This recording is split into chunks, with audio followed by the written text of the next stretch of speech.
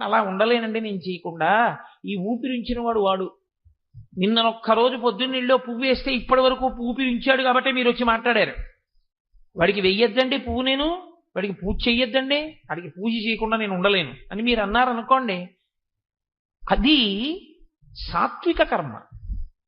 కామ్యకర్మ కింద మనం ఎందుకు మార్చుకుంటామంటే అలా అలవాటు చేసేసుకున్నాం.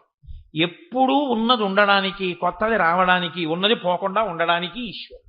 అప్పుడు కర్మలన్నీ కామ్యములు అవుతాయి.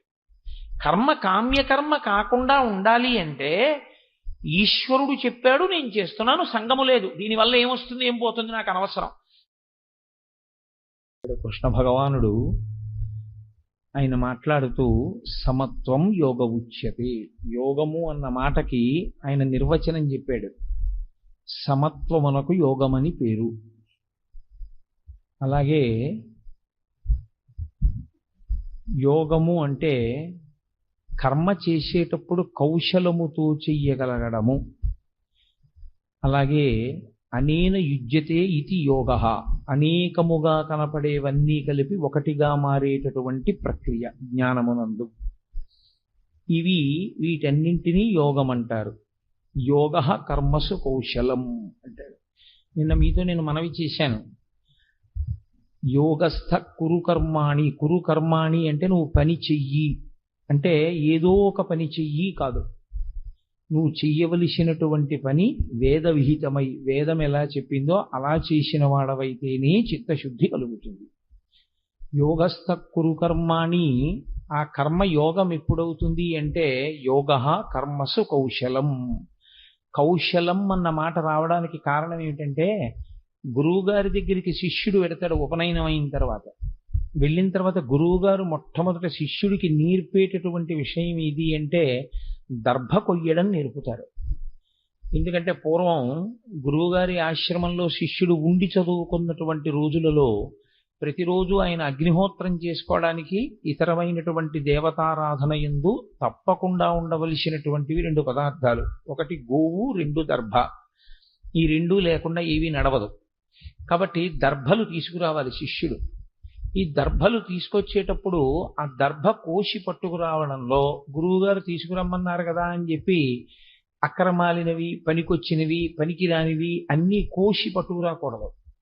ఆ కొయ్యడంలో ఒక నేర్పరితనం ఉంటుంది. ఏమిటా నేర్పరితనం అంటే, ఆ మొదలు విడిచిపెట్టి మళ్ళీ అది పైకి పెరగడానికి వీలుగా కావలసినటువంటి అంకుర భాగాన్ని విడిచిపెట్టి కొయ్యవలసి ఉంటుంది.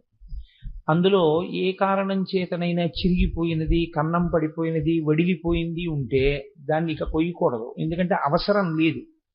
అవసరం ఎక్కడ వరకో అక్కడ వరకు మాత్రమే తీసుకోవలసి ఉంటుంది తప్ప తనకు అవసరం లేని దానిని స్పృశించవద్దు. మనకి వేదాంతంలో సనాతన ధర్మంలో అపరిగ్రహము అని ఒక మాట. అపరిగ్రహము అన్న మాటకు అర్థం ఏంటంటే, ఈ ప్రపంచమంతటినీ ఈశ్వరుడు శర్వశబ్దము చేత భోగస్థానముగా నింపి ఉంచుతాడు.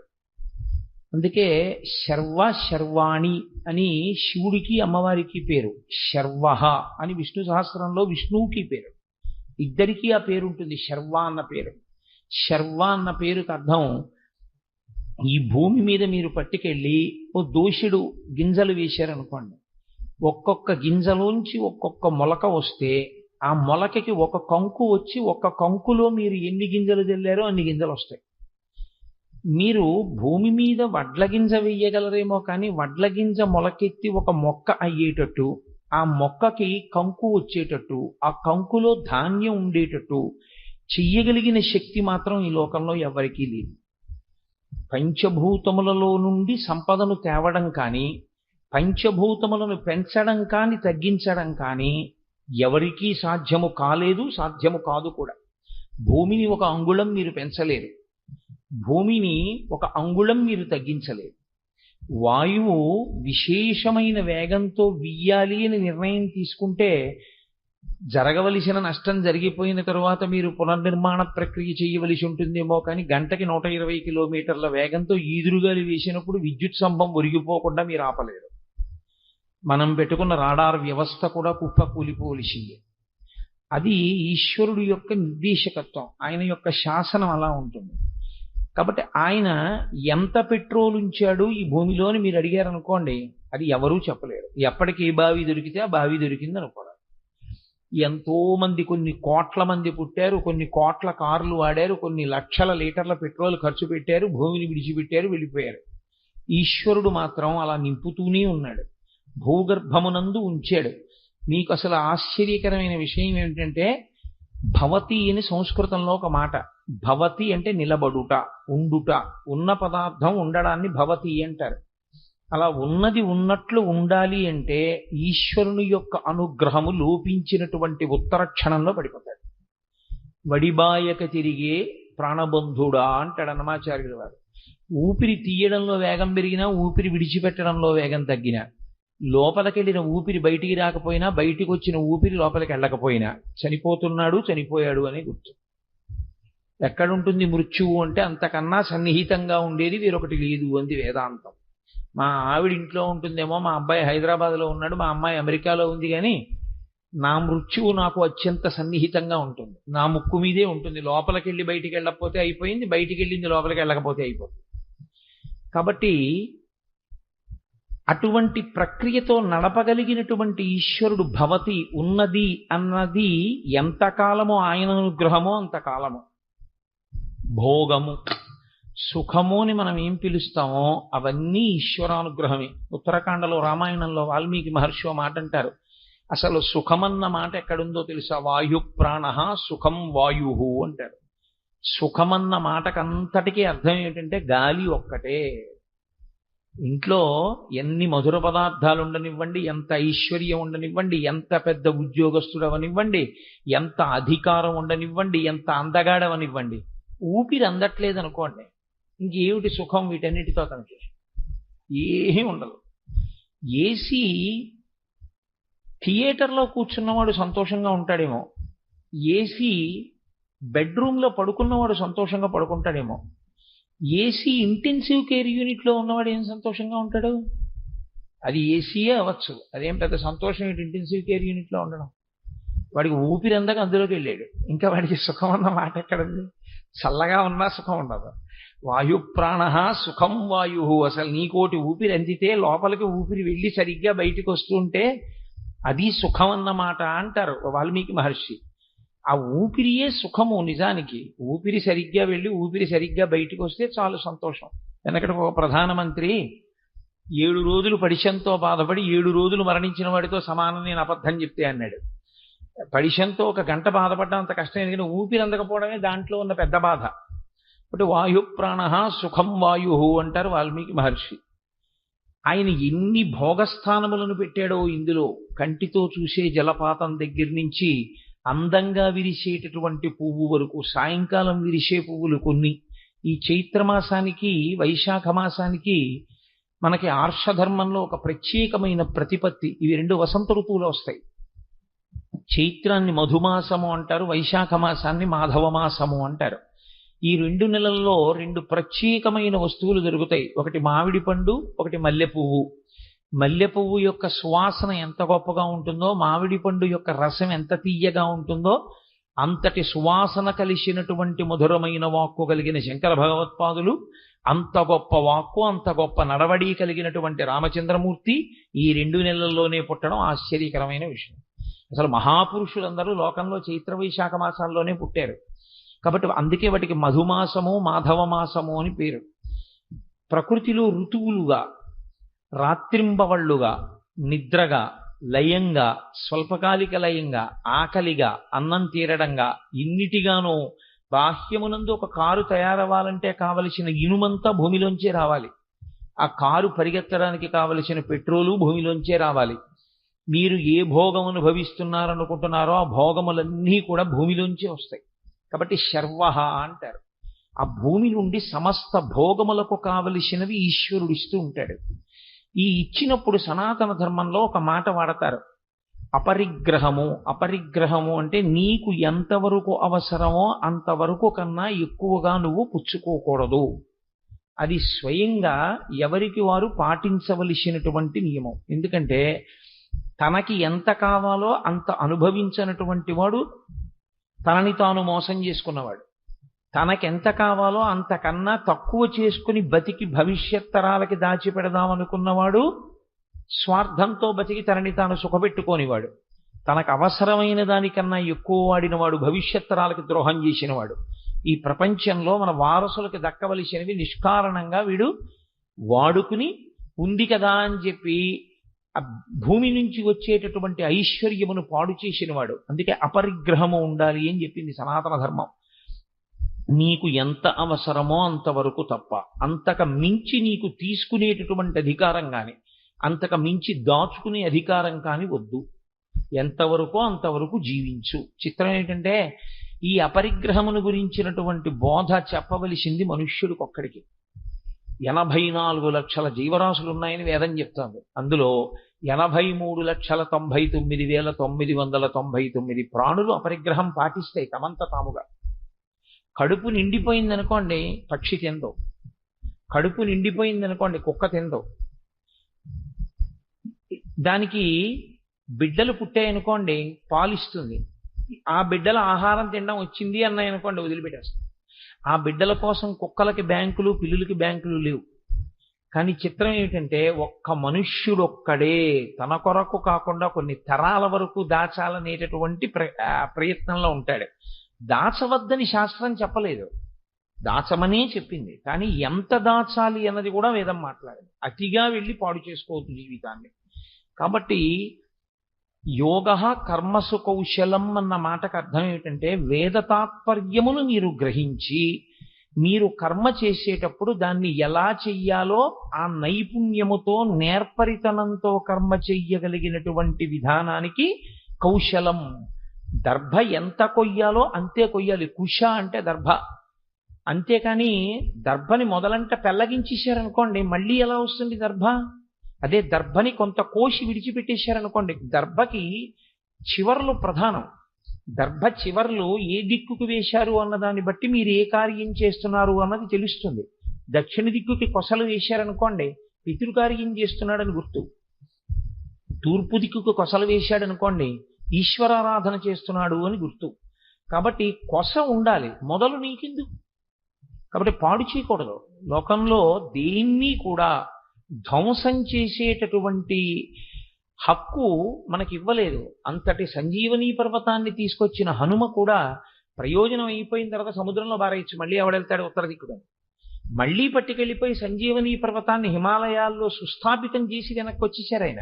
అంత యుద్ధకాండలో కూడా అపరిగ్రహము అంటే తనకి ఎంతవరకు అవసరమో అంతవరకు మాత్రమే కర్మ చేసి దాని వలన ప్రయోజనమును సాధించుకొనుట తప్ప నిష్కారణమైనటువంటి కర్మ చెయ్యడం కానీ నిష్కారణంగా ప్రకృతిలోంచి మీకు అక్కర్లేని వాటినన్నింటినీ స్వీకరించడం కానీ చెయ్యవద్దు.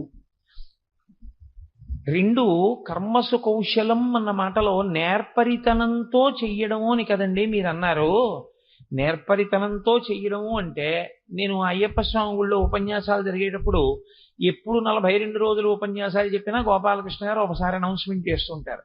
అమ్మ రాత్రి ఎవరిదో దొంగలు ఎత్తుకుపోయారు గొలుసు ఇంటికి ఎడుతుంటే మీ అందరూ జాగ్రత్తగా వెళ్ళండి ఇంటికి వెళ్ళేటప్పుడు. లేకపోతే వీధిలో పార్కింగ్లో పెట్టిన సైకిల్ ఎవరో ఎత్తుకుపోయారు. ఈ మధ్య మహాభారతం చెప్తుంటే ఎవరో బ్యాంక్ ఆఫీసర్ గారు ఆ స్కూటర్ డిక్కీలో పెట్టుకున్నటువంటి చెస్ట్ కీస్ ఎత్తుకుపోయారు.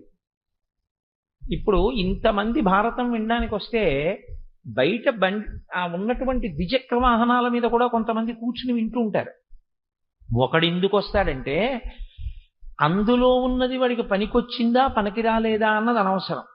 చౌరాయి శష్ఫలాభాయ అని దొంగవాడికి వెంట్రుక మొక్క దొరికినా ఆనందమే, వాడిదా ఏమి. అందుకని ఆ డిక్కీ తెరిచి అందులో ఉన్నటువంటి వస్తువు పట్టుకుపోయాడు. కానీ మీరు జాగ్రత్తగా గమనించండి, నేను ఉద్యోగం చేయడం ఎంత జాగ్రత్తగా చేస్తానో, ప్రవచనం చేసేటప్పుడు ఎంత జాగ్రత్తగా మాట్లాడతానో, నేను భోజనం చేసేటప్పుడు ఎంత జాగ్రత్తగా భోజనం చేస్తానో, వ్యాయామం చేసేటప్పుడు ఎంత జాగ్రత్తగా వ్యాయామం చేస్తానో, అంతకన్నా ఒళ్ళు దగ్గర పెట్టుకుని చాలా జాగ్రత్తగా చేయవలసింది దొంగతనమే లోకంలో. ఎందుకంటే నేను 20 ఏళ్ళు ఉద్యోగం చాలా బాగా చేశానండి, ఏదో ఒక్కసారి ఫైల్ తప్పు రాశానండి అన్నాను అనుకోండి, ఏదో ఓ మెమో ఇచ్చి however your explanation has been considered carefully and it is found that you are negligent while discharging your duties, still a lenient view is taken and the memo dropped for this time. However, you are cautioned to be more careful in future. అని నాకు ఒక letter ఇచ్చి విడిచిపెట్టేస్తారు. ఒక దొంగ దొరికిపోయాడు అనుకోండి, అయ్యా ఇప్పటికి నేను 12,374 దొంగతనాలు చాలా బాగా చేశాను, ఇది ఒక్కటే దొరికాను అంటే క్షమిస్తారా? ఒక్కనాటికి క్షమించరు. ఇతపూర్వం నైపుణ్యంతో చేసినవన్నీ ఇప్పుడు పెద్ద శిక్షకి కారణం అవుతుంది. చాలా హత్యలు బాగా చేశానండి, ఈ హత్య దగ్గరే దొరికిపోయాను అన్నాడు అనుకోండి, అది ఆయన్ని క్షమించడానికి కారణం అవదు, ఆయన్ని ఇంకా బాగా శిక్షించడానికి కారణం అవుతుంది. యోగ కర్మసు కౌశలం, పని చేసేటప్పుడు నువ్వు నేర్పరితనంతో చెయ్యి అని కృష్ణ పరమాత్మ అన్నారు కదండి. అందుకని నేను చాలా నేర్పరితనంతో దొంగతనం చేశాను, చాలా నేర్పరితనంతో హత్య చేశాను అంటే అది కూడా కర్మసు కౌశలమే అవుతుందా? అందుకే ఆయన వెంటనే పక్క శ్లోకంలో ఈ మాట అనడానికి కారణం అదే. యోగస్థ కురు కర్మాణి సంగం త్యక్త్వా ధనంజయ. నువ్వు చేసే పని ఏది పడితే ఆ పని నువ్వు చేసేసి నేను చాలా నేర్పరితనంగా చేశానండి అనకూడదు. నా దగ్గరికి వచ్చిన వాళ్ళు కొంతమంది చెప్తూ ఉంటారు, తిరుమల వెళ్ళామండి దర్శనానికి, కోటేశ్వరారు మేము 50 రూపాయల కిలో ఇలా వెళ్ళి బయటికి వచ్చేస్తుంటే లోపలికి వెళ్ళే వాళ్ళు వెడుతుండగా బయటికి వెళ్ళే వాళ్ళందరినీ కాసేపు నించో పెట్టారు, ఏదో ప్రసాదాల గుండిగలు వెడుతున్నాయి, 200-300 మంది అయిపోవడంలో అక్కడ ఉన్న వాళ్ళు చూడలేదు, నేను మెల్లిగా తాడు కింద నుంచి దూరి మళ్ళీ గుళ్ళోకి వెళ్ళే వాళ్ళలోకి వెళ్ళిపోయానండి. ఇలా ఆనంద నిలయంలోకి 3-4 మాటలు వెళ్ళిపోయి ఒక్క రోజులో 4 దర్శనాలు చేసుకొచ్చానండి అంటాడు. ఇప్పుడు అది నేర్పరితనమా, చాలా బాగా చేసినటువంటి దర్శనమా, ఈశ్వరుడి దృష్టిలో నువ్వు అపరాధివా? నువ్వు అపరాధివే. భగవద్ దర్శనం అలా చేయడం, దొంగ దర్శనాలు చేయడం ఏమిటి? అలా వెళ్ళకూడదు. ఈశ్వరుణ్ణి నువ్వు ఎలా చూడాలో అలా ఒక్క మాట చూడాలి. అందుకే రాజద్వారే రాజగృహే దర్శనం చేయమని చెప్తాడు. తప్పించి ఇంకొకలా దర్శనం చేయకూడదు. నీకు అలా అవకాశం లేకపోతే ఇంకొక మారు చూడాలనిపిస్తే చూడ్డానికే విమాన వెంకటేశ్వరుడు ఉంటాడు, బయట నుంచి చూడాలి తప్ప ఇక అంతరాలయంలోకి మళ్ళీ జొరబడకూడదు. నీకు విమాన వెంకటేశ్వరుడు కూడా కనపడకపోతే బయటికి వచ్చి విమానాన్ని చూడు చాలు. ఆనందనిలయ విమానం ఎక్కడి నుంచైనా కనపడుతుంది. ఒక్కసారి ఆనందనిలయ విమానాన్ని చూసి నువ్వు నమస్కారం చేస్తే నువ్వు వెంకటేశ్వర దర్శనం చేసేసినట్టే. నీకు విమానం కూడా కనపడకపోతే ప్రాకారాన్ని దర్శనం చాలు, గోడకి నమస్కారం చేయి, నువ్వు ఈశ్వరుడికి దర్శనం చేసినట్టే. నీకు ప్రాకారం కూడా కనపడకపోతే అర్చకుడు అలా వెడుతుండగా చూడు, నువ్వు ఈశ్వర దర్శనం చేసినట్టే. నేను అబద్ధం చెప్పానని మీరు అనుకోవద్దు, నేను ఆగమంలోంచి మాట్లాడుతున్నాను ఈ విషయాన్ని. దేవాలయాన్ని 8 పెట్టి భాగిస్తారు. భాగించి దేవాలయంలో ఉన్నటువంటి 8 ఈశ్వర స్వరూపములే. ప్రాకారము, ధ్వజము, గోపురము, విమానము, అంతరముగా ఉన్నటువంటి ధ్రువమూర్తి, పరివార దేవతలు, అర్చకుడు, వీళ్ళందరినీ కలిపి ఈ ఆలయంగా భావన చేస్తారు తప్ప ఆలయం అంటే ఒక్క మూల విరాట్ కాడు. అలా అయితే విమానంలో ఉన్న మూర్తి ఇవన్నీ ఉండే అవకాశం ఉండదు ఆగమంలో. కాబట్టి యోగ కర్మసు కౌశలం అంటే వేదము ఏది చెయ్యమని చెప్పిందో అది మాత్రమే చెయ్యి తప్ప వేదము చెయ్యవద్దన్న పనిని నువ్వు చాలా కౌశలంతో చేసినా నువ్వు చేసిన దాని వల్ల నీకు పాపము సంక్రమిస్తుంది, కానీ నీకు పుణ్యము సంక్రమించదు, చిత్తశుద్ధి కలగదు. దానివల్ల నీకు చిత్తశుద్ధి కలిగే అవకాశము లేనే లేదు. ఆ కర్మ నీకు ఎందుకూ పనికిరాదు, సరికదా? ఆ కర్మ నిన్ను బంధనంలో పడేస్తుంది. మీరు ఎప్పుడూ ఒక విషయాన్ని జాగ్రత్తగా జ్ఞాపకం పెట్టుకోవాలి. మీరు అలా కూర్చునుంటే నేను ఒక తాడు పట్టుకొచ్చి మీ చుట్టూ ఇలా తిప్పాను అనుకోండి, ఏం చేసినట్లు? మిమ్మల్ని బంధించాను. నేను ఇప్పుడు ఆ తాడు ఇలా తిప్పాను అనుకోండి, ఏం చేశాను? విడుదల చేసినట్టు. 2 మాటలు నేను తాడే తిప్పాను. 2 మాటలు తాడు తిప్పినా మొదటిసారి ఒక దిశలో తిప్పేస్తే బంధనం, వ్యతిరేక దిశలో రెండోసారి తిప్పితే విడుదల. మీరు తాడు తిప్పడమే ప్రధానంగా తిప్పేయకూడదు. తాడు తిప్పేటప్పుడు ఎటు తిప్పితే విడుదల దొరుకుతుందో, ఎటు తిప్పితే బంధనంలో పడతారో తెలిసి ఉండాలి. ఏదో కర్మ చేసేసానండి అంటే కుదరదు, నాకు తెలియదండి అంటే కుదరదు.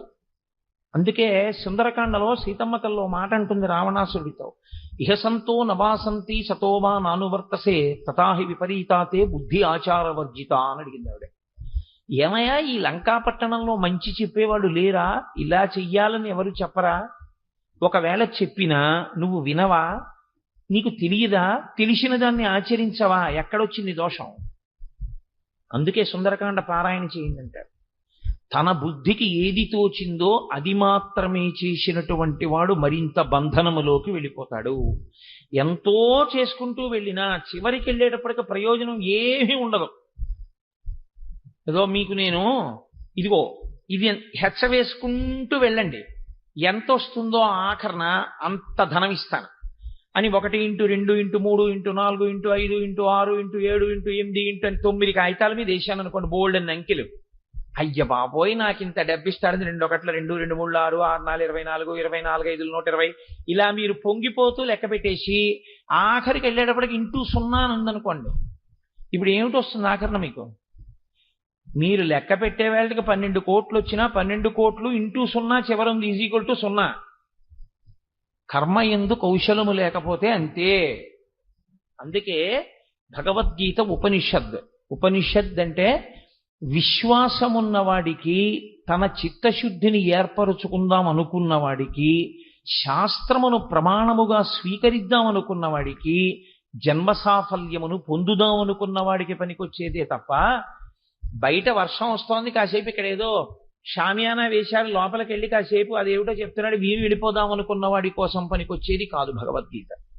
భగవద్గీత ఎవరి కొరకు అంటే భగవద్గీతాసు ఉపనిషత్సు అంటారు. ప్రతి అధ్యాయం చివర తాను తరించాలి, మనుష్య జన్మ ప్రయోజనం ఏమిటో తెలుసుకోవాలి అనుకుని గురువు మీద, శాస్త్రం మీద, ఈశ్వరుడి మీద విశ్వాసం ఉండి కూర్చుని విన్నవాడెవరో వాడికి పనికొచ్చేది తప్ప ఏదో సరదాగా విందామండి అనే వాళ్ళకి పనికొచ్చేటటువంటిది భగవద్గీత కాదు.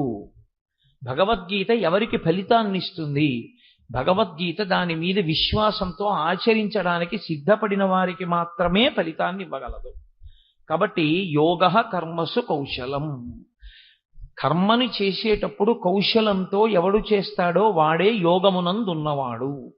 కాబట్టి యోగమునందుండుట అంటే ఏవేవో పేర్లు పెట్టి దానికి ముందుకు తీసుకొచ్చి కొత్త కొత్త పేర్లు ఏవో పెడితే అది యోగం అయిపోతుందని మీరు అనుకోవద్దు. మీరు కొంచెం జాగ్రత్తగా గమనిస్తే నేను మీతో ఓ మాట చెప్తాను, గమనించండి. కలెక్టర్ అని ఒక పదం ఉంటుంది లోకంలో. ఇప్పుడు ఆ కలెక్టర్ అన్న మాటకి ముందుకు తీసుకొచ్చి మీరేం పెట్టండి, కలెక్టర్ కన్నా గొప్పది మాత్రం కాదు.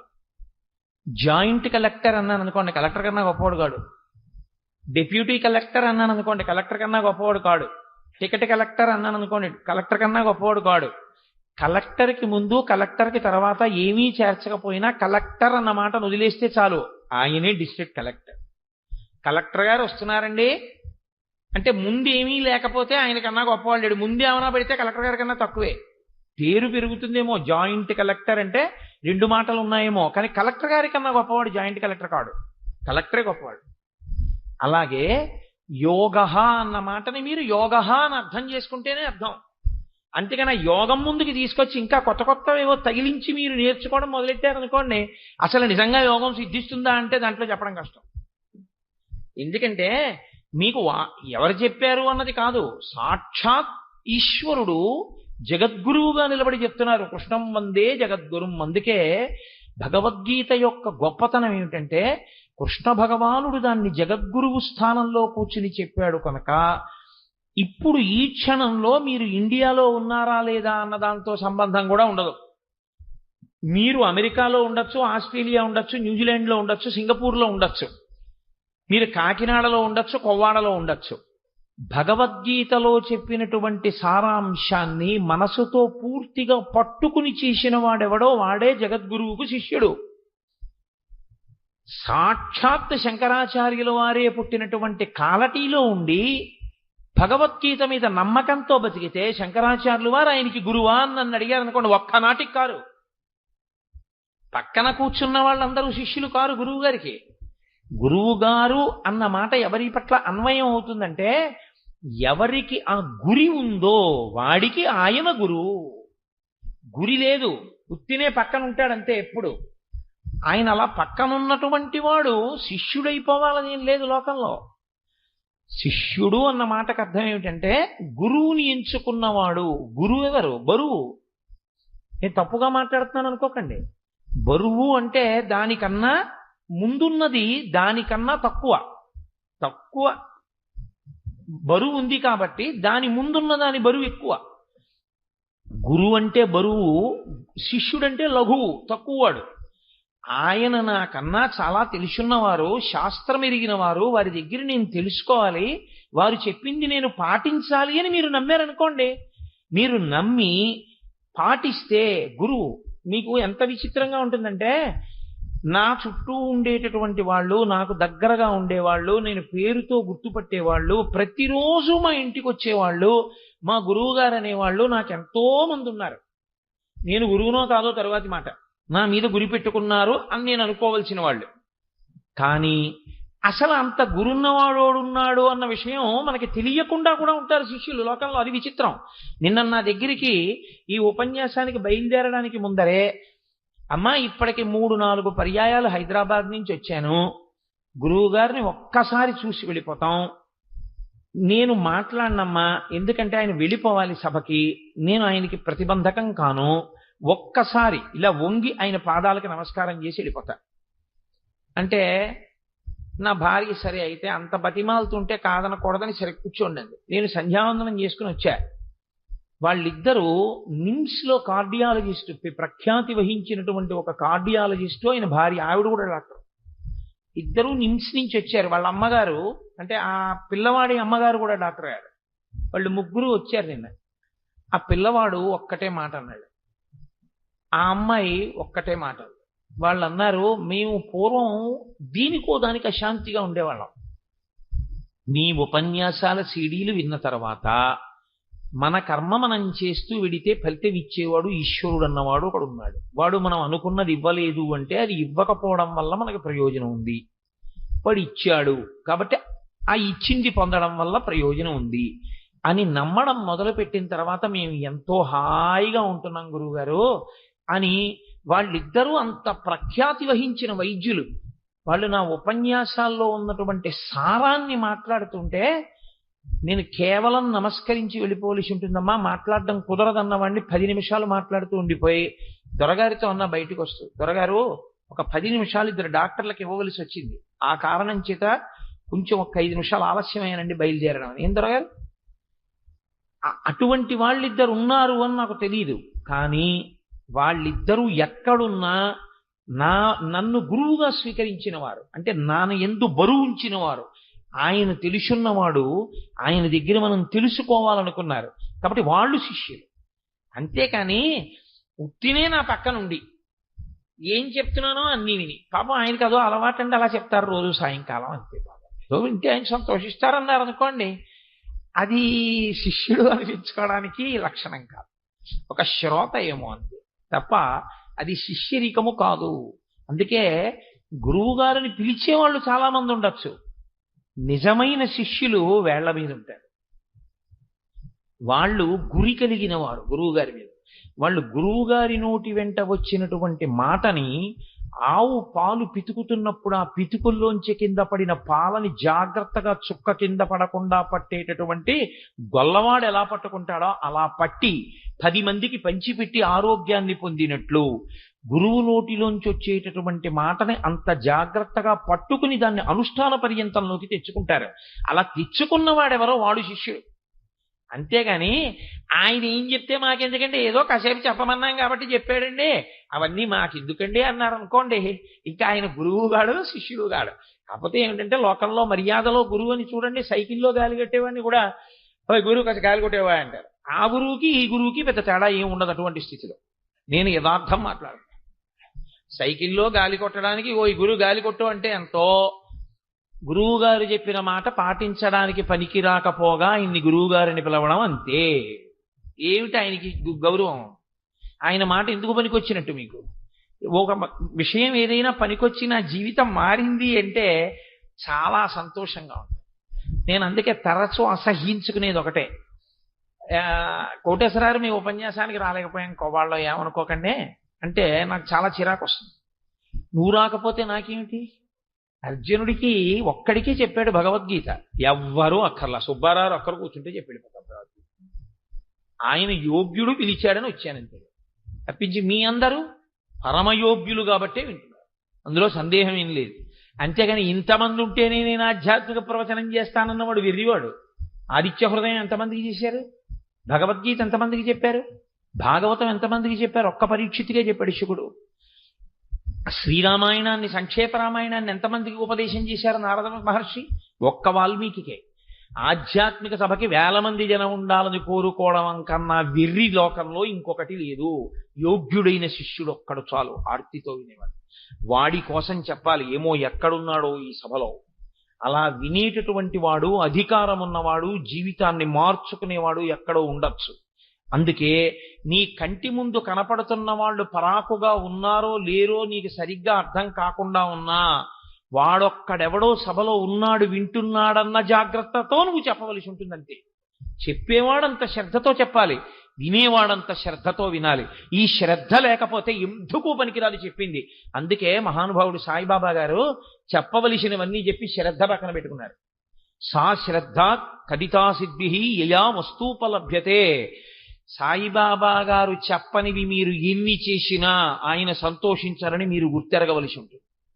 సాయిబాబా గారు చెప్పిన వాటిల్లో నిజంగా అనుష్ఠించవలసిన వాటిని వక్రభాష్యాలు చెప్పి వదిలిపెట్టినా ఆయన అంత అసహ్యించుకుంటారని కూడా మీరు గుర్తెరగవలసి ఉంటుంది. అందుకే శాస్త్రస్య గురువాక్యస్య సత్యబుద్ధ్యావధారణ సాశ్రద్ధా కదితా సిద్భి యయా వస్తూపలభ్యతే. శంకర భాష్యం. శ్రద్ధ అన్న మాటని శంకరాచార్యుల వారు వ్యాఖ్యానం చేశారు. శాస్త్రస్య గురువాక్యస్య, శాస్త్రము మాట్లాడినది సత్యం. నేను చెయ్యకపోవచ్చు, కానీ శాస్త్రం మాట్లాడింది సత్యం. బ్రాహ్మణుడిగా పుట్టి యజ్ఞోపవీతం వేసుకుని సంధ్యావందనం చేసి గాయత్రి చేసేవాడు అగ్నిహోత్రం చెయ్యాలని చెప్తోంది వేదం. నేను చెయ్యట్లేదు అగ్నిహోత్రం. నేను అగ్నిహోత్రం చెయ్యట్లేదు కాబట్టి వేదం అందిగానండి చేయకపోయినా పర్వాలేదనకూడదు. వేదం చెప్పింది సత్యం, చెయ్యాలి అగ్నిహోత్రం, కానీ నేను చెయ్యట్లేదండి, నేను అపరాధిని, నేను చెయ్యట్లేదు అని చెప్పాను అనుకోండి, కనీసం నేను చేస్తున్న పాపానికి ప్రాయశ్చిత్తం. అయ్యా ఎప్పటికైనా ఈశ్వరానుగ్రహంతో నేను రిటైర్ అయిపోయిన తర్వాత ఈశ్వరుడు శక్తినిచ్చి, లేదా ఈలోగానే నాకు అనుకూల్యత సిద్ధించి నేను ప్రతిరోజు అగ్నికార్యం చేసుకునే అదృష్టాన్ని నాకు సర్వేశ్వరుడు కృప చెయ్యాలి అని నేను అన్నాను అనుకోండి, అప్పుడు నేను శాస్త్రాన్ని నమ్మినవాడిని. అంతేగాని శాస్త్రం చెప్పిన వాటిని ఎన్నింటిని మనం పక్కన పెట్టేద్దామని ఆలోచించాను అనుకోండి, అది కాదు శ్రద్ధ. శాస్త్రస్య గురువాక్యస్య సత్యబుద్ధ్యావధారణ. శాస్త్రాన్ని పక్కన పెట్టని ఎక్కడ చెప్పినట్టు సాయిబాబా గారు శ్రద్ధ పక్కన పెడితే? శ్రద్ధ సాబూరి ఆయన పక్కన ఉంటే శాస్త్రం వద్దని ఎలా అనగలరు మీరు? శ్రద్ధ అన్న మాట అక్కడ ఉన్నంతసేపు శాస్త్రాన్ని మీరు పట్టుకోవాల్సిందే. కాబట్టి యయా వస్తూపలభ్యతే, అప్పుడే నీకు ఏదైనా లభ్యం అవుతుంది. అదే యోగ కర్మసు కౌశలం, అదే అంటున్నాడు కృష్ణ భగవానుడు. ఏ గురువు మాట్లాడినా శాస్త్రాన్ని మాట్లాడతారండి. ఏ గురువు గారు మాట్లాడినా ఎప్పుడు అడ్డదారి చెప్పరని మీరు జ్ఞాపకం బాగా ఉంచుకోవాల్సి ఉంటుంది. ఏ గురువు అయినా శాస్త్రమును పాటించనే చెప్తాడు తప్ప ఏం పర్వాలేదండి శాస్త్రాన్ని విడిచిపెట్టేసేయండి అని చెప్పినటువంటి వ్యక్తి లోకానికి ప్రయోజనమును చేకూర్చలేడు. దానివల్ల ఇబ్బంది వస్తుంది. ఎందువల్ల మీకు నేను ఇప్పుడే చెప్పా, యోగ కర్మసు కౌశలం. ఇలా తిప్పితే కడతారు, ఇలా తిప్పితే విప్పుతారు. మీరు కట్టడం తిప్పడం, చెయ్యి తిప్పడం సరిగా చెప్పకపోతే వాడు ఇంకా ఇంకా ఇంకా ఇంకా బంధనంలో కడతాడు. ఎంత పెట్టి హెచ్చ వేసినా చివర సున్నుంది, సున్నే వచ్చేస్తుంది. అది రాకుండా జాగ్రత్త పడాలి అంటే యోగ కర్మసు కౌశలం. దొంగతనం చాలా నేర్పరితనంగా చేశానండి, ఉపయోగం లేదు. నేను చాలా నేర్పరితనంగా నా జీవితంలో అబద్ధాలు ఆడాను. ఎప్పుడూ ఎవ్వరూ నేను అబద్ధం ఆడానని గుర్తుపట్టలేకపోయారు. అంత బాగా అబద్ధం ఆడాను కాదు. నువ్వు మాటకి నిలబడగలవా, అందులో నువ్వు కష్టపడ్డావా, అది నేర్పరితనం. ఇప్పుడు నేను కారులో వస్తూ దొరగారితో అదే మా ప్రస్తావన చేస్తూ వస్తున్నా. ఒక్క మనిషి ఇంత సంకల్పం చేసి ఇంత కార్యం చెయ్యాలంటే తెల్లవారు లేస్తే మనము చేస్తున్నాం. దొరగారు ఎంత కష్టపడ్డాడో మహానుభావుడు, ఎంత ఆలోచన చేశారో, ఎంత ఆవేదన పడ్డారో.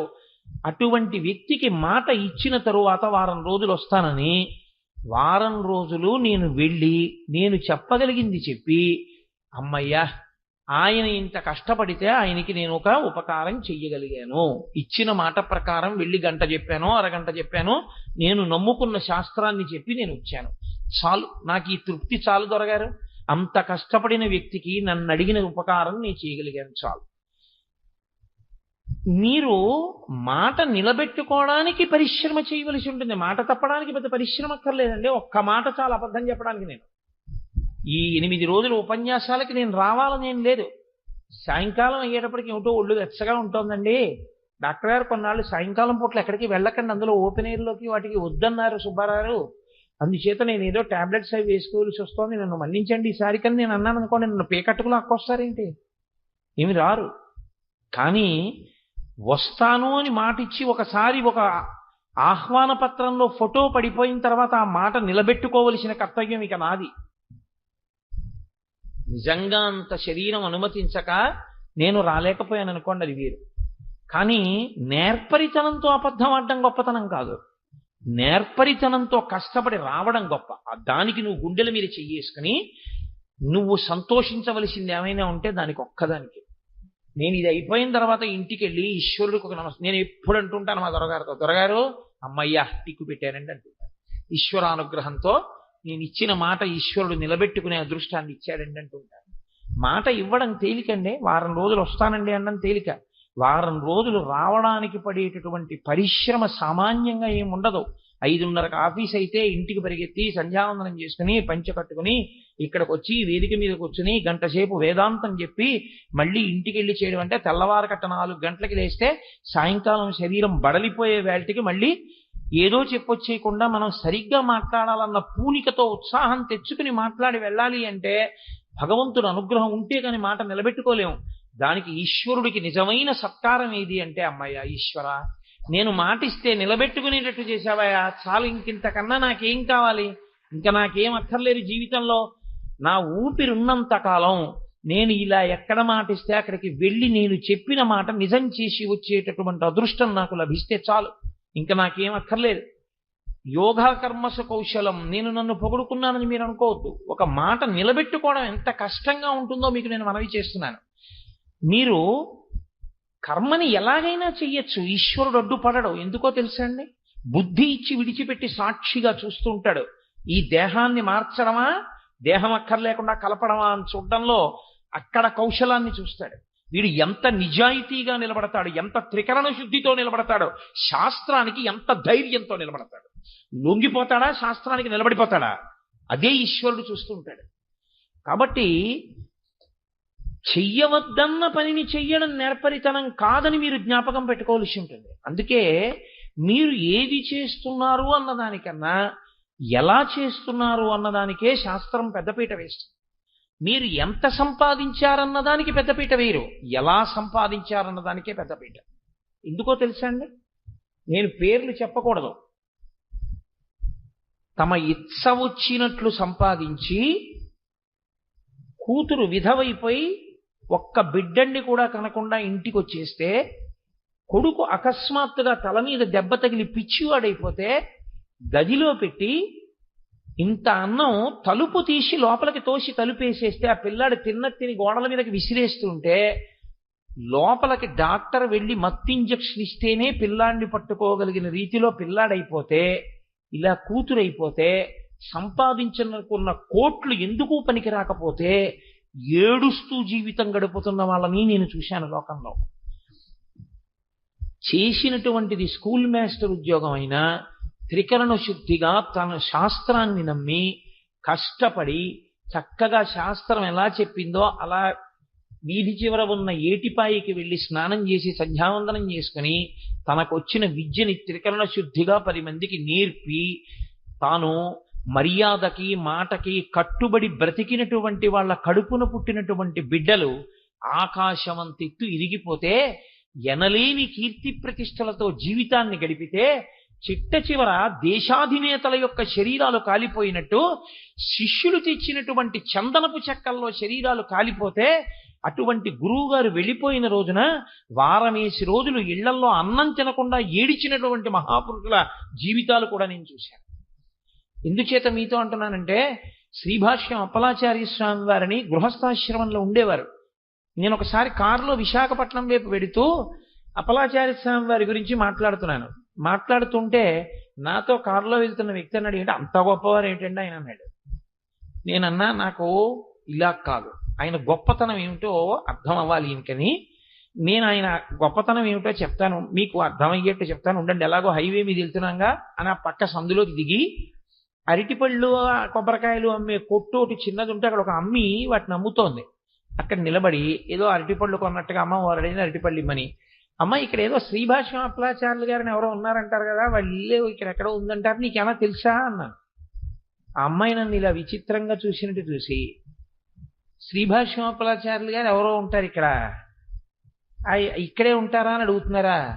శ్రీభాష్యం అప్పలాచార్యులు గారి ఇల్లు అంటే ఈ ఊళ్ళో వాళ్ళు ఎవరైనా చెప్తారు, మహానుభావుడండి ఆయన అంతే. ఎవరు ఒక అరటిపళ్ళు అమ్మి అది జీవితం అంటే. నేను ఈ అరటిపళ్ళు ఆయనకే పట్టుకెళ్తున్నాను నన్ను, నాకు తెలిసి అప్పటికి ఆయన శరీరం వదిలేశారు. ఆవిడంది, మీరు అరటిపళ్ళు పట్టుకెడితే తినడానికి ఆయన లేరు ఇప్పుడు, మీరు ఎప్పుడు చూడలేదా అప్పలాచార్య స్వామి వారిని ఉన్నప్పుడు అంది. నేను తిన ఆవిడ ఏముంటుందో చూద్దామని, మేము ఎప్పుడు చూడలేదమ్మా, ఈ మధ్యన ఎవరో చెప్పారో ఒకసారి చూద్దామని వచ్చాం, ఆయన లేకపోవడమే అన్నాను. ఏం మనిషివా నువ్వు, ఇన్నాళ్ల నుంచి కాకినాడలో ఉన్నానంటున్నావు, నీకు అప్పలాచార్య స్వామి వారు తెలీదా? ఏమి జన్మ నీ జన్మ? మహానుభావుడు, ఎంతగా రామాయణాన్ని ప్రచారం చేసుకుని తరించిన వ్యక్తో తెలుసా? ఆయన శరీరం విడిచిపెడితే ఆయన ఇల్లు ఇదిగో 4 సందుల అవతలుంది, ఇక్కడి వరకు జనం నిలబడ్డారు ఆయన వెళ్ళిపోయిన రోజున. ఆయన శరీరం మామూలు కట్టెలలో కాలకూడదని ఇంటింటి నుంచి గంధపు చెక్కలు తెచ్చి గంధపు చెక్కల్లో కాల్చారు. అదే ఆయన జీవితం అంటే. మహానుభావుడే ఆయన అన్నాడు. నేనప్పుడు ఇంకా ఏమైనా అంటే తిడుతుందేమోనని, అమ్మా నాకు తెలుసమ్మా, ప్రాతస్మరణీయులు వారి వైభవం సామాన్య స్త్రీవి నువ్వు కూడా ఎంత గౌరవిస్తావన్నది విని ఆనందిద్దామని అడిగాను, అంతేనమ్మా నాకు తెలుసు అన్నాను. ఆవిడ ఎంతో సంతోషించింది. అంటే నేను మీతో ఎందుకు మనవి చేస్తున్నానంటే, మీరు ఎంత సంపాదించారన్నది కాదు, ఎలా సంపాదించారన్నది ప్రధానం. మీరు ఏవి అనుభవించారన్నది కాదు, మీరు ఎలా అనుభవించారన్నది ప్రధానం.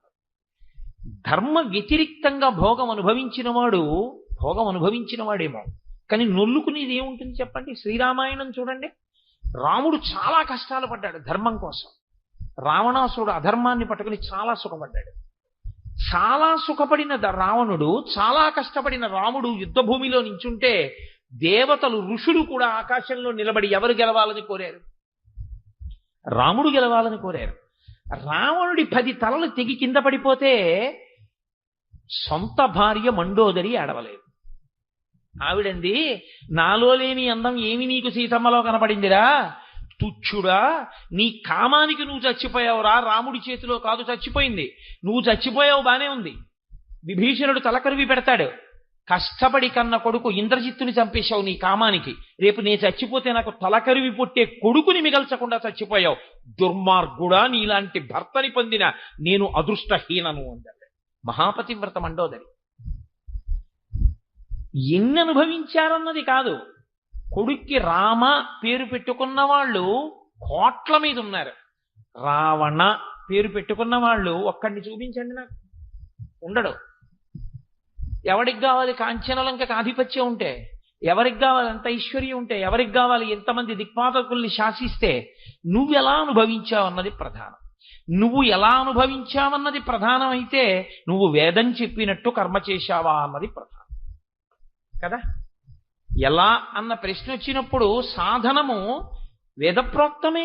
నువ్వు వేదం ఎలా చెప్పిందో అలా బ్రతికావా? అలా బ్రతికి ఉంటే నీ జీవితం ధన్యం. అలా బ్రతకకపోతే నువ్వు ఎన్ని కర్మలు చేసినా, ఎన్ని భోగములు అనుభవించినా, ఎంత కూడబెట్టినా, ఎంత అధికారివైనా, ఎంత అందగాడివైనా లోక కంటకుడవు, నీ వలన ప్రయోజనం ఏమీ ఉండదు. అందుకని యోగః కర్మసు కౌశలం. ఈ యోగం చేసేటటువంటి వాడు ఎలా ఉండాలో చెప్తున్నారు గీతాచార్యుడు.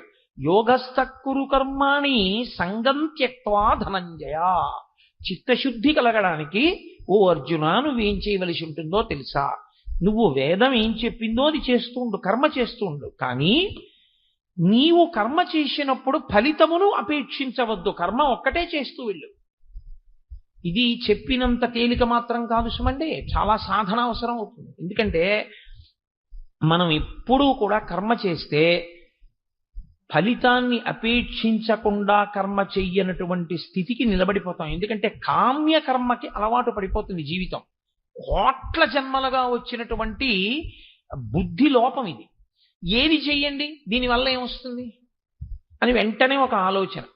పూజ చేశాడు, ఈ పూజ చేశాను కాబట్టి నాకేదో కలిసి రావాలి. లేదా పూజ కొరకు చెయ్యడు. దేని కొరకు చేస్తాడంటే ఫలితం కొరకు పూజ చేస్తాడు. మా అమ్మాయి పెళ్లికి ఏం చేయనండి అంటాడు. నువ్వు ఇప్పటి వరకు భక్తిగా ఉంటే మీ అమ్మాయి పెళ్లికి ఏం చేయాలని నన్ను అడగక్కర్లేదు. మగ పెళ్లి వారు అడిగి వచ్చి నీ కూతుర్ని చేసుకుని ఉండేవారు. నువ్వు అడగవలసిన అవసరం ఎందుకు వచ్చిందంటే ఈ బుద్ధి నీలో ఉండిపోబట్టే. ఏం చేస్తే ఈశ్వరుడు ఇస్తాడని. నీ ఇంటి పాలేరు. నీకెప్పుడు అవసరం వస్తే అప్పుడు ఆయన పలుకుతూ ఉండాలి. నువ్వు పేపర్ ఎందుకు చదువుతావు? పేపర్లో చావు వార్తున్నా చదువుతావు, పేపర్లో శుభవార్తున్నా చదువుతావు. టెండూల్కర్ డకౌట్ అయిపోయినా చదువుతావు, టెండూల్కర్ డబల్ సెంచరీ కొట్టినా చదువుతావు. ఉద్యమాలు వచ్చి రాష్ట్రం అంతా కాలిపోతున్నా చదువుతావు, రాష్ట్రం అంతా సస్యశ్యామలంగా ఉన్నా చదువుతావు. పేపర్ చదవడం ఎందుకు? విషయం గ్రహించడానికి, అంతే. అలా కాఫీ ఎందుకు తాగుతావు? తాగకుండా ఉండలేక తాగుతావు. అన్నం ఎందుకు తింటావు? తినకుండా ఉండలేక తింటావు. భార్యను ఎందుకు ప్రేమిస్తావు? ప్రేమించకుండా ఉండలేక ప్రేమిస్తావు. పూజ ఎందుకు చేస్తావు? చేయకుండా ఉండలేక చేస్తాను అను. అలా అనగలవా? ఎందుకంటే పూజ రోజును అన్నారనుకోండి, అలా ఉండలేనండి నేను చేయకుండా. ఈ ఊపిరించిన వాడు నిన్నొక్కరోజు పొద్దున్నిళ్ళో పువ్వు వేస్తే ఇప్పటి వరకు ఊపిరించాడు కాబట్టి మీరు వచ్చి మాట్లాడారు. వాడికి వెయ్యొద్దండి పువ్వు, నేను వాడికి పూజ చెయ్యొద్దండి, వాడికి పూజ చేయకుండా నేను ఉండలేను అని మీరు అన్నారనుకోండి, అది సాత్విక కర్మ. కామ్యకర్మ కింద మనం ఎందుకు మార్చుకుంటాం అంటే అలా అలవాటు చేసేసుకున్నాం. ఎప్పుడూ ఉన్నది ఉండడానికి, కొత్తది రావడానికి, ఉన్నది పోకుండా ఉండడానికి ఈశ్వరుడు. అప్పుడు కర్మలన్నీ కామ్యములవుతాయి. కామ్యకర్మ కాకుండా ఉండాలి అంటే ఈశ్వరుడు చెప్పాడు, నేను చేస్తున్నాను, సంగము లేదు. దీనివల్ల ఏమొస్తుంది ఏం పోతుంది నాకు అనవసరం. మీరు చూడండి, బ్యాంకులో క్యాషియర్ అని ఒక ఆయన ఉంటాడు. ఆయన్ని తీసుకెళ్లి చెస్ట్ దగ్గర ఓ సంతకం పెట్టించుకుని ఓ 10 లక్షలు ఇస్తారు. ఆయన వెంటనే ఇంటికి ఫోన్ చేసి, ఏమో మనకు 10 లక్షలు వచ్చాయి, ఏం చెయ్యాలో ఆలోచించి అంటాడా? 10 లక్షలు వచ్చినా నాది కాదు, తీసుకెళ్లి కౌంటర్లో పెట్టి కూర్చుంటాడు. ఓ విత్డ్రాయల్ ఫామ్ ఇచ్చారనుకోండి, ఉందా? ఇంతకుముందు ఖాతాలో చూస్తాడు, ఉంది. అయ్యో వీడికి ఇలా పెడపెడలాడే నోట్లు ఇచ్చేయడమా అని బాధే ఉండదు, ఇచ్చేస్తాడు. ఇంకోడు కట్టాడు, అయ్యా ఇంతమంది పట్టుకుపోయారండి వాళ్ళ, మీరు ఒక్కరేనయ్యా స్వామి, 25,000 తీసుకొచ్చి బ్యాంకులో కట్టారు, ఉండండి కాఫీ ఇప్పిస్తానంటాడా? ఏమీ అన్నాడు. కట్టేవాడినైనా క్యూలో రమ్మంటాడు, పుచ్చుకునేవాడినైనా క్యూలో రమ్మంటాడు. 10 లక్షలు పట్టుకొచ్చాడు, 5 లక్షలు ఇంకా వచ్చిన 15 లక్షలు. తీరా సాయంకాలం కౌంటర్లో కట్టేటప్పటికి 23 రూపాయల 50 పైసలు ఉంది. ఆయనకి ఏమైనా మళ్ళీ ఫోన్ చేసి, ఏమిటో నా కర్మ, 15 లక్షలు వచ్చింది, 23 రూపాయల 50 పైసలు ఉంది సాయంకాలానికి అని ఏడుస్తూ ఇంటికి వెళ్తాడా? ఏమీ ఉండదు. వచ్చినా ఇక పొంగు లేదు, ఆచరణ లేకపోయినా ఆయనకి కుంగు లేదు. ఎందుకని? అవన్నీ బ్యాంకు వాళ్ళవి. తన కర్మ తను చేసుకెళ్ళిపోతాడు. అలా వేదం నిన్ను కర్మ చేయమంది, నేను చేస్తున్నాను. ఫలితం ఈశ్వరుడు ఇస్తాడు. ఇవ్వకపోతే ఎందుకు ఇవ్వలేదు వదిలిపెట్టేయి. అది భక్తి అన్న మాటకు అర్థం. ఇక్కడ మీరు ఏమి అంగీకరించవలసి ఉంటుందంటే ఈశ్వరుడున్నాడు అన్న మాట అంగీకరించవలసి ఉంటుంది. ఎందుకో తెలుసా అండి, కర్మకి ఫలితం అనేక రకాలుగా ఉంటుంది. నేను ఇది చేద్దాము, ఇలా అవుతుంది అని అనుకున్నాను, కానీ నేను అనుకున్నట్లు జరగలేదు. నేను అమ్మయ్యా ఎప్పటి నుంచో అనుకుని 2 నెలల ముందే మిడిల్ బెర్త్ అని రిజర్వేషన్ ఫామ్లో రాసుకుని, భోగి మధ్యలో ఉండేటటువంటి మిడిల్ బెర్త్ ఎంచుకుని, టాయిలెట్ల వాసన రాకుండా మిడిల్ బెర్త్లో పడుకుని వెళ్ళాలని కోరిక. అందుకని మిడిల్ బెర్త్ అని తీసుకున్నాను. ఇప్పుడు నేను మిడిల్ బెర్త్లో వెడతాను అని అనుకున్నాను. అలా వెడతానా వెళ్ళనా అన్నది ఈశ్వర ఇచ్ఛ. ఎందుకని? నేను మిడిల్ బెర్త్లో వెళ్ళొచ్చు, ఏసీ 3 టైర్లో బుక్ చేసుకుంటే అప్గ్రేడేషన్ వచ్చి ఏసీ 2 టైర్లోకి వెళ్ళొచ్చు. అప్పుడు నేను అనుకున్న కన్నా ఎక్కువ ఫలితం వస్తుంది. ఒకచో తీరా నేను వెళ్ళిన తర్వాత బోలెడంతమంది వృద్ధులు మిగిలిన 7 బెర్తుల వాళ్ళు వచ్చి, బాబు మేము ఆ అప్పరు ఎక్కలేము నాయన, ఆ మిడిలు మేము అసలు లోయర్లో తప్ప మిడిలే ఎక్కలేము, అప్పరు ఎక్కలేము, ఏమనుకోక నాయన, ఆ పక్కన ఉన్న అప్పర్లన్నీ మాకు వచ్చాయి, ఇదిగో మిగిలిన వాళ్ళందరూ పెడతాను, నువ్వు సర్దుకో, ఒంట్లో ఓపిక ఉన్నవాడివి కదా, ఏదో ఎలాగో అలా ఎక్కి దాని మీద పడుకుంటావు అన్నాడు. ఇప్పుడు నీ కళలేమయ్యాయి? ఎక్కడో టాయిలెట్ పక్కన ఉన్న అప్పర్ ఎక్కాలి, అబ్బెబ్బే వీలు లేదు, భీష్మించుకుని ఇక్కడే పడుకుంటానంటే అందరూ తిడతారే, బుద్ధిందా లేదా నీకు, ఒంట్లో ఓపిక ఉన్నాడు, విషలైన కింద పడుకుంటాడు, వెళ్ళి అక్కడికంటారు. అందుకని మీకు ఇష్టం ఉన్నా లేకపోయినా దానం చేసి వెళ్ళి అప్పర్ బెత్త మీద పడుకోవాలి. 3వ నెంబర్ బెత్త వచ్చింది, సుగంధం పీలుస్తూ పడుకోవడమే రాత్రంతాను. కాబట్టి నువ్వు అనుకున్నట్టు జరగకపోవచ్చు, అనుకున్న కన్నా ఎక్కువ అవ్వచ్చు, అనుకున్నది అనుకున్నట్టు జరగచ్చు, అనుకున్నది జరగనే పోవచ్చు. తీరా బయలుదేరదాం అనుకున్నావు, జ్వరం వచ్చింది, టికెట్ ఎవరికో ఇచ్చి ఎంత వస్తే అంతే వచ్చింది, క్యాన్సిల్ చేసేయండి అని ఉండిపోయావు. ఇప్పుడు ఇందులో నీకు సంకల్పం ఉంది, రిజర్వేషన్ చేయించుకున్నావు, వెళతావా వెళ్ళవా ఈశ్వరుడు ఒకడు ఉన్నాడు, వాడి నిర్ణయాన్ని బట్టి ఉంటుంది. వాడు ఎలా నిర్ణయం చేస్తే అలా ఫలితం వస్తుంది అని మీరు నమ్మడంలో, ఫలితాన్ని నువ్వు ఆశించవద్దు అండంలోనే ఇచ్చేవాడు ఒకడు ఉన్నాడు.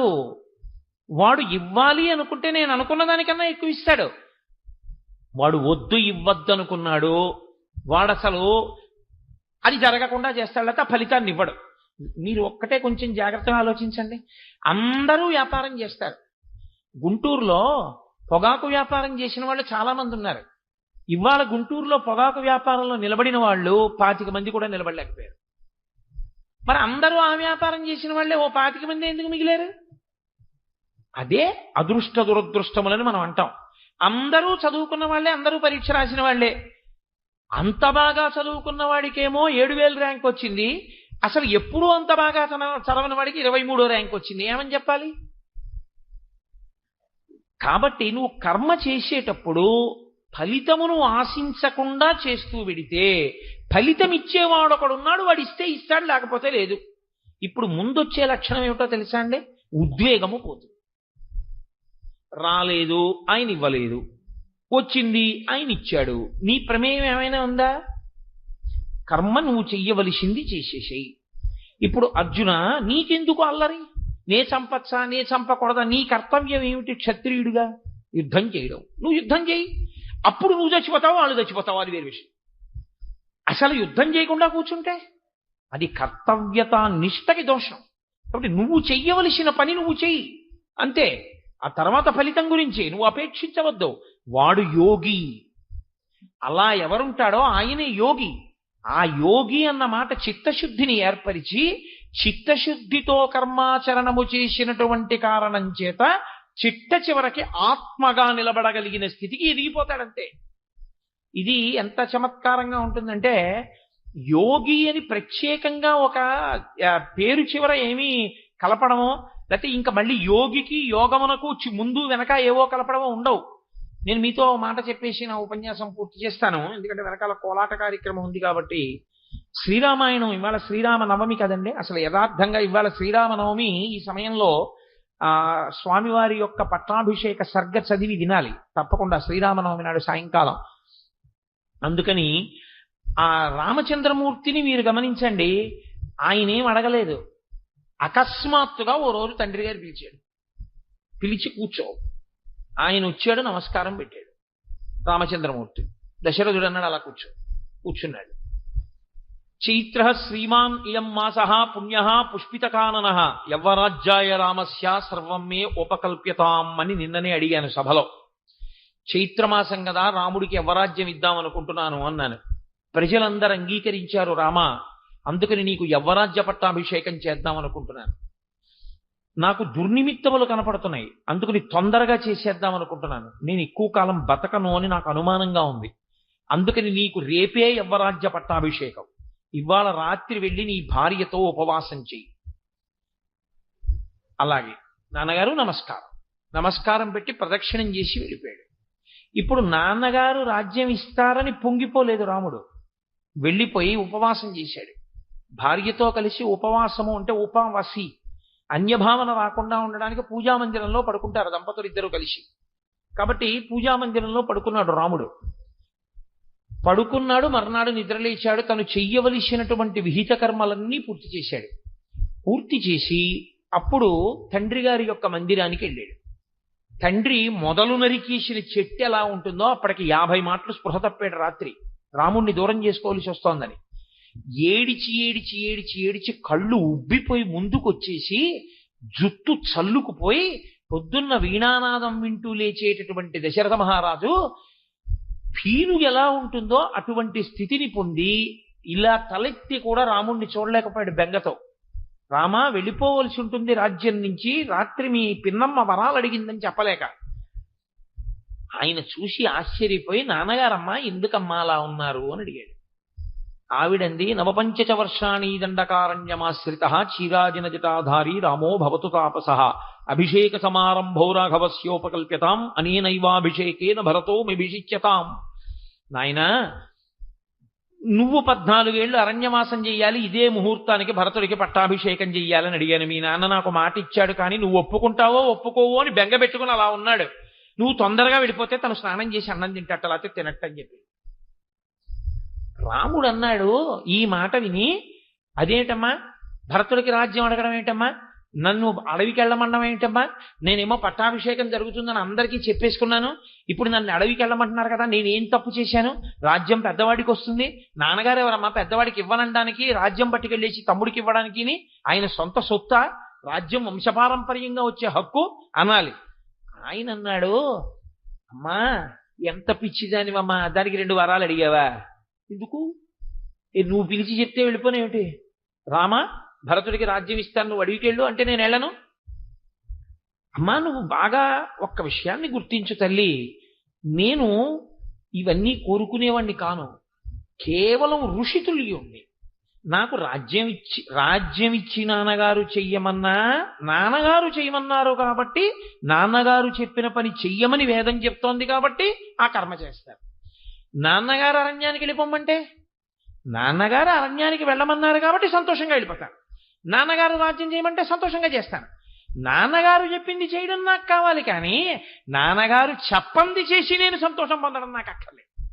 కాబట్టి అమ్మా నహమర్థపరో దేవీ లోకమా వస్తుముత్సహే విద్ధిమాం ఋషిభిః తుల్యం కేవలం ధర్మమాస్థితం, నాకు ధర్మం కావాలమ్మా, నేను ఋషిని, అలాగే వెళ్ళిపోతున్నానమ్మా అన్నాడు. ఉత్తర క్షణం అక్కడే పట్టాభిషేకానికి సంబంధించిన సంభారములు కనబడ్డాయి. ఇంకొకడైతే అవి చూడగానే బెగబెట్టుకుంటాడు. ఇవి కోటేశ్వరారు మీకు ఇస్తున్నాం అని తీసుకొచ్చి ఓ మంచి పట్టుపంచ ఉత్తరీయం అక్కడ పెట్టారనుకోండి, అంటే నేను ఉదాహరణకి చెప్తున్నాను, నాకేం అలా పిచ్చి కోరికలు లేవు, అక్కడ పెట్టారనుకోండి, నేను అది చూసి అబ్బా అంచు చాలా పెద్దది ఉంది, పట్టుపంచ అబ్బో చాలా బాగుంది, వచ్చేసారి 2 నెలల తర్వాత మనం శంకర జయంతి నాడు కట్టుకుంటే బాగుంటుంది అని ఏవో ఆలోచనలు చేశాను.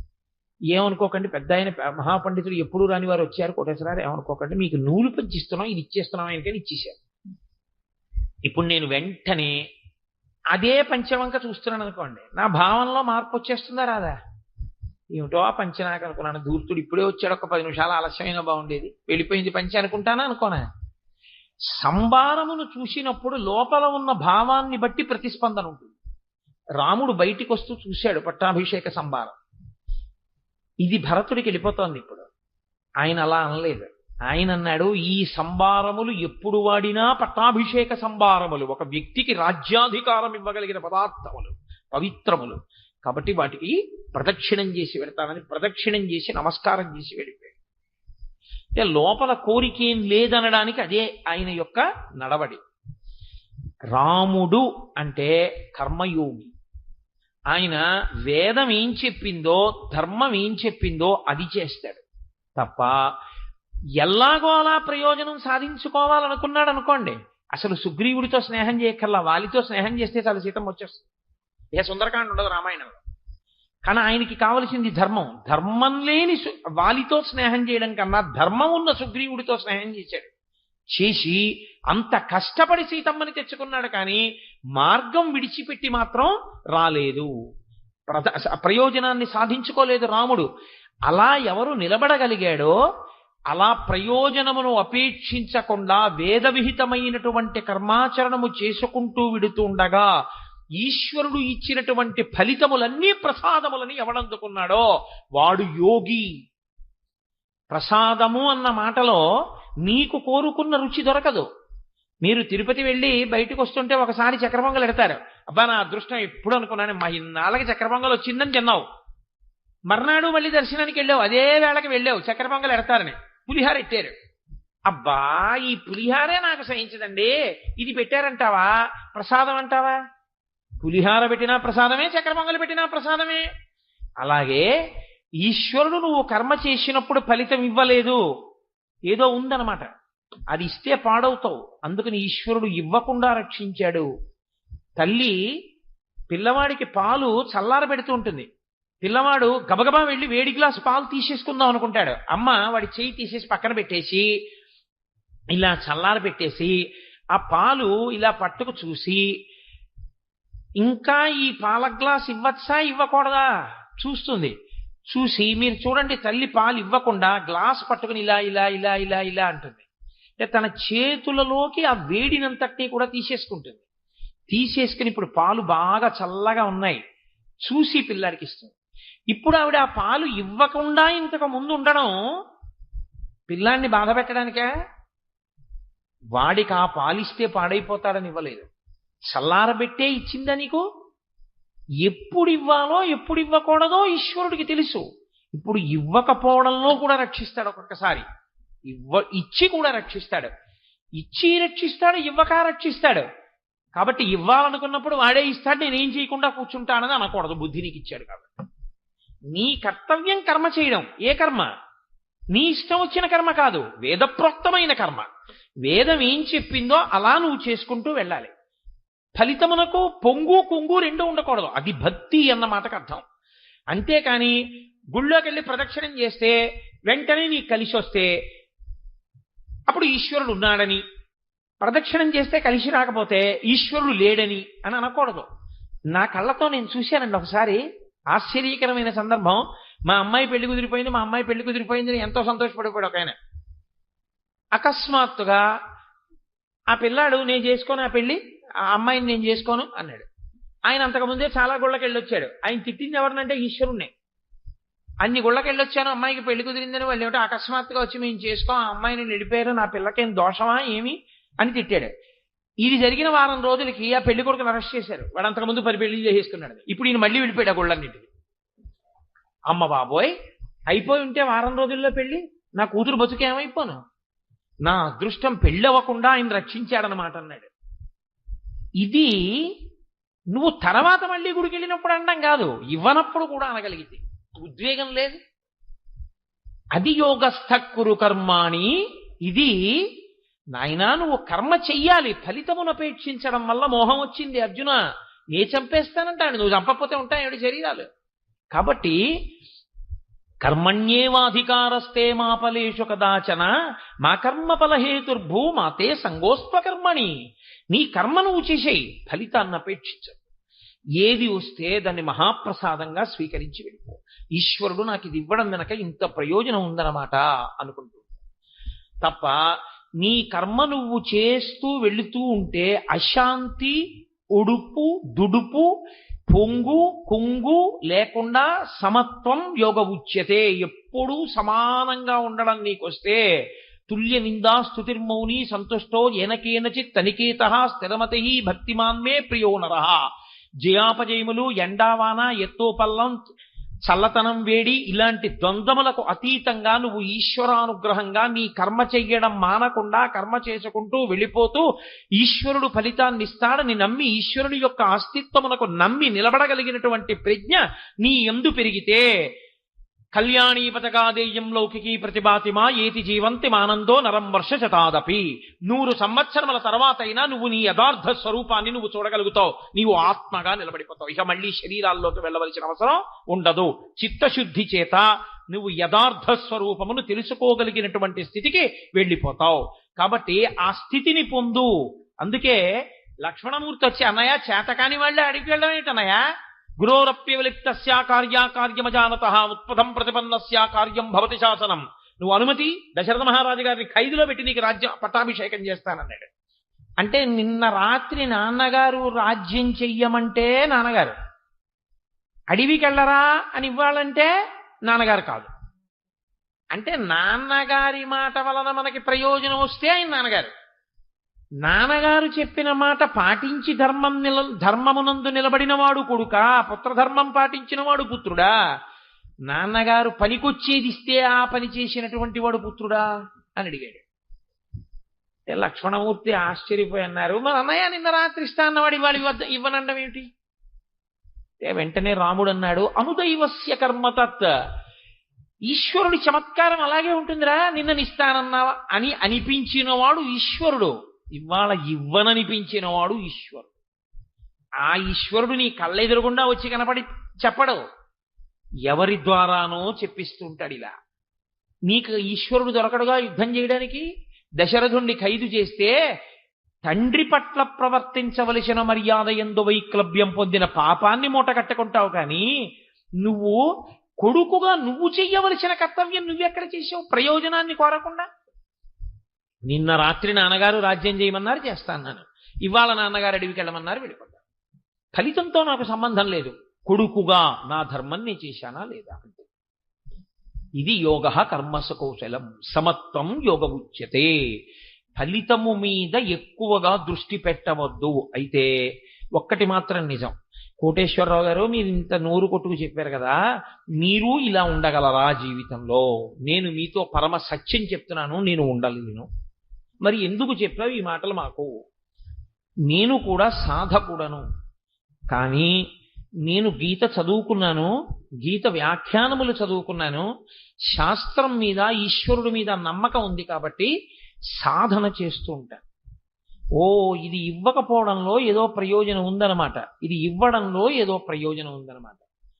సాధారణంగా నేను ఉపన్యాసానికి వస్తాను అని మాట ఇచ్చిన తరువాత నేను ఉపన్యాసానికి రావడం మానేసినటువంటి సందర్భాలు పరమేశ్వరుడి అనుగ్రహంతో నా జీవితంలో ఇప్పటి వరకు ఎప్పుడూ లేదు.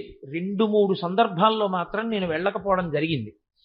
అది దేనివల్ల? నా నిర్లక్ష్యం వల్ల కాదు. నేను యథార్థం మనవి చేస్తున్నా. నాకు ఒకప్పుడు 104 జ్వరం వచ్చి టైఫాయిడ్ వచ్చినప్పుడు కూడా నేను వెళ్ళి అనపర్తిల్లి ఉపన్యాసం చెప్పాను. నా ఒంట్లో ఊపిరి ఉన్నంతసేపు నా మాట నిలబెట్టుకునే ప్రయత్నం చేద్దాం, ప్రార్థనా శ్లోకం చెప్పి వెళ్ళిపోదాం. అయ్యా కూర్చోలేనండి, ఒళ్ళు వేడిగా ఉందండి అని చెప్పి. ఇదే అనపర్తి తప్పనిసరి పరిస్థితుల్లో వెళ్ళవలసి వస్తే వెడతానా వెళ్ళనా అంతర్జనంలో, ఉపన్యాసానికి మాత్రం ఎందుకు మానేయాలి నా కర్తవ్యంలో అని నేను వెళ్ళాను. సాక్షాత్తుగా నా పెద్ద తండ్రి కొడుకు నా అన్నయ్యే శరీరం విడిచిపెట్టి నాకు అశౌచం వస్తే నేను దేవాలయంలోకి వెళ్ళి కూర్చుని ప్రసంగం ఎలా చేస్తాను? నేను చెయ్యలేను.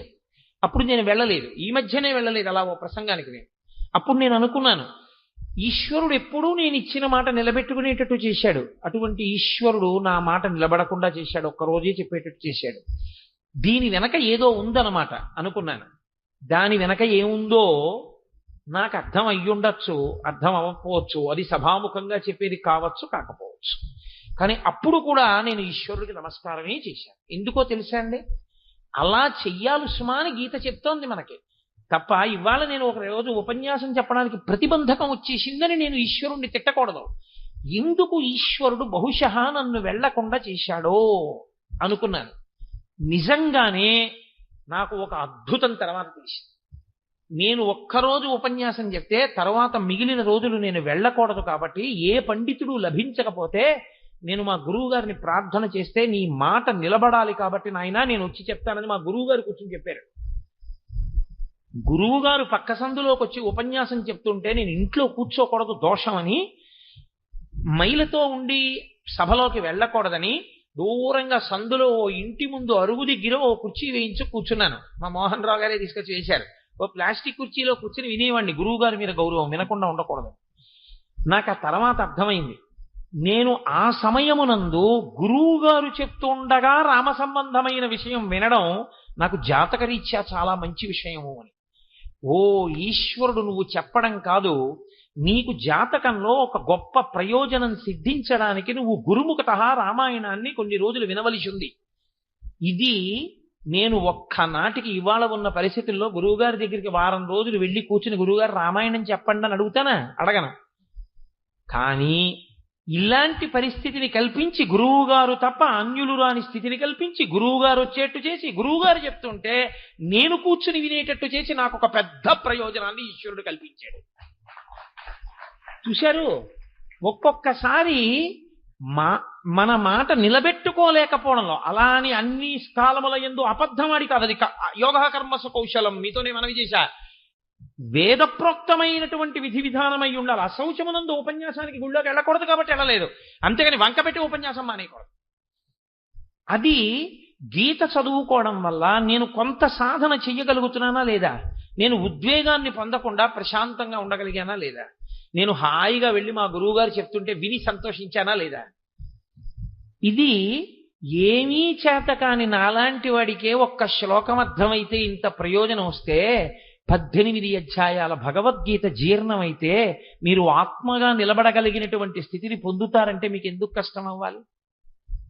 కాబట్టి చిత్తశుద్ధి కలిగి ఆత్మ స్థితిని పొందాలి అంటే, తన యథార్థ స్వరూపము గోచరము కావాలంటే భగవద్గీత పఠించి తీరాలి. అందుకే శంకర భగవత్పాదులు భగవద్గీత కించిదీత గంగాజలలవ కణికాపీత సకృదపియేన మురారి సమర్చ క్రియతే తస్య యమేన నచర్చ అన్నారు.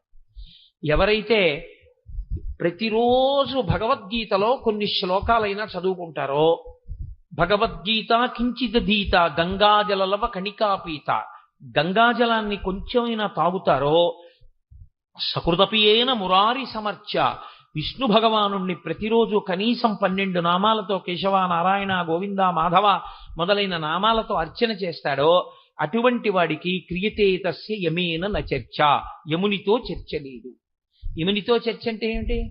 ఆయన వచ్చే టైం అయిపోయింది అండం, నేను రానండం, ఆయన బలవంతంగా పట్టుకుపోవడం ఏమి ఉండవు. అంటే యమదర్శనం ఉండదు. యమదర్శనం ఉండదంటే నువ్వు సాక్షిగా శరీరాన్ని చూస్తూ దోసపండు ముచిక నుంచి విడివిడినంత తేలికగా త్రయంబకం యజామహే సుగంధిం పుష్టివర్ధనం ఉర్వారుకమివ వంధనాన్ మృత్యోర్ముక్షీయమామృతాత్తని ఊర్ధ్వముఖ చలనం చేసి బ్రహ్మస్థానంలోంచి నిర్గమించి ఈశ్వరుడిలో కలిసిపోయి దేహాన్ని సాక్షిగా చూడగలిగినటువంటి ప్రజ్ఞ ఇప్పుడే ఇక్కడే సిద్ధిస్తుంది. అందుకే గీత అంతా విన్న అర్జునుడు నష్టో మోహ స్మృతిర్లబ్ధ, నా అజ్ఞానం పోయి ఏది తెలియాలో అది తెలిసింది కృష్ణ అన్నాడు.